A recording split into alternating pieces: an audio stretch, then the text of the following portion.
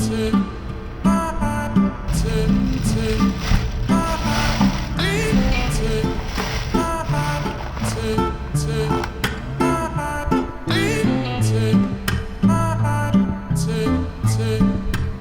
nyo to? Parang kaldereta na may twist. Hindi ko pa alam kung anong mga spice at seasoning ang gamit dito. Pero as you can see, malasa na agad. Ang itsura pa lang.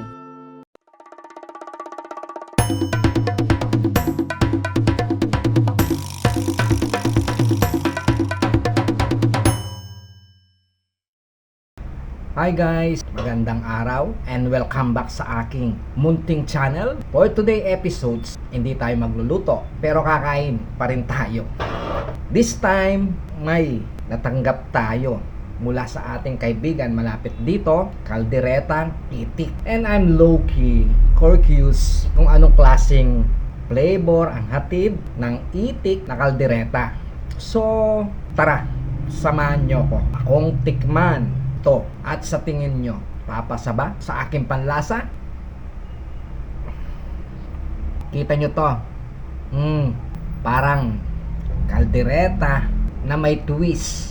Hindi ko pa alam kung anong spice at seasoning ang ginamit dito. Pero as you can see, wow!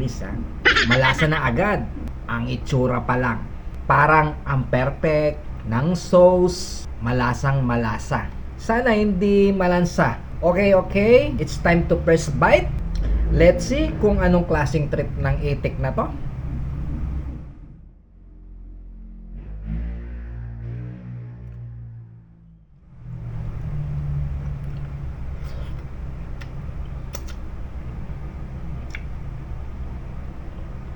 Wow! This is surprisingly good. Hindi ko na-feel yung malansa na kadalasan stigma ng itik. Super tender ang meat at ang sauce. Wow guys, ang rich. Para may inch of gata ba to? Tapos medyo may kick. Hindi sobrang hanghang pero may tamang spice. Ang sarap, grabe. Parang sa bawat kagat, lalo ko siyang naiibigan o naiintindihan. Para siyang comfort food na medyo exotic.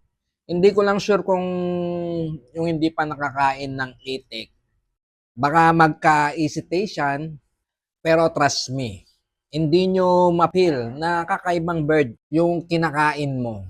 It's just like a really solid kaldereta.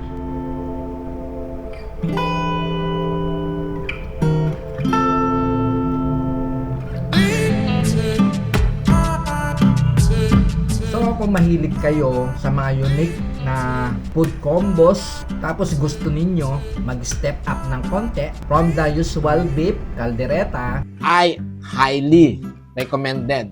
Nasubukan nyo to kasi may pagka-comfort food pa rin siya pero with that extra twist na medyo daring pero not too crazy. Ayan, tapos na. Para sa mga naghahanap ng something new sa dining experience nila, ito na yan. Masyadong masarap to. And as in super worth it. Alam nyo na guys, always be open sa mga bagong flavor.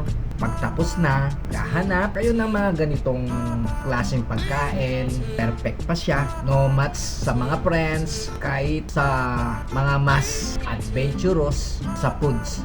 Alright, well, thank you for watching. Guys, kung gusto nyo pa ng ganitong klase ng content, make sure to like, share, at subscribe. At kung gusto nyo mag-take ng risk sa pagkain, well, maybe try nyo next time. See you sa next food adventure. Bye!